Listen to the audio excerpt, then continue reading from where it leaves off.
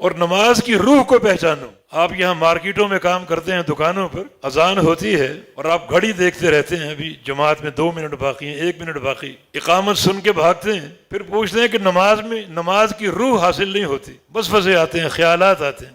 خیالات کیوں نہ آئیں, وسوسے کیوں نہ آئیں جب آپ جاتے ایسے وقت میں کہ وسوسے ہی باقی بچتے ہیں. جو کاروبار چھوڑ کے بھاگتے ہو نماز کے لیے, پوری نماز میں وہ کاروبار ہی ذہن میں گردش کرے گا. کوئی گپ شپ کر رہے ہو, پوری نماز میں گپ شپ ذہن میں گردش کرے گی. لیکن اگر جو نماز کی روح جو شریعت نے دی ہے, اگر اذان سے قبل یا اذان سنتے ہی آپ باوضو ہو کر مسجد میں آ جائیں, سنتیں پڑھیں, قرآن کی تلاوت کریں, تو ایک روحانی ماحول آپ کا قائم ہو جائے گا. اب جماعت قائم ہوگی, روحانیت باقی رہے گی, اللہ تعالیٰ توفیق بھی دے گا, اور مزید انسان کی نماز میں اخلاص, للہیت اور جو حقیقی جد و جہد وہ داخل ہوتی جائے گی.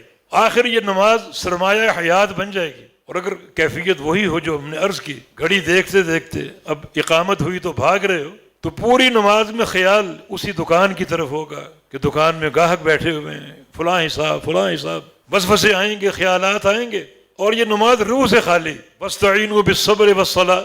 اللہ کیا فرما رہا ہے کہ میری مدد لے لو نماز قائم کر کے اور صبر کے ساتھ, صبر کر کے اور نماز پڑھ کے میری مدد لے لو. اپنی مدد عطا کرنے کے اس نے راستے متعین کر دیے. تم صحیح معنی میں نمازی بن جاؤ, میں تمہاری مدد کرنے کا وعدہ کرتا ہوں.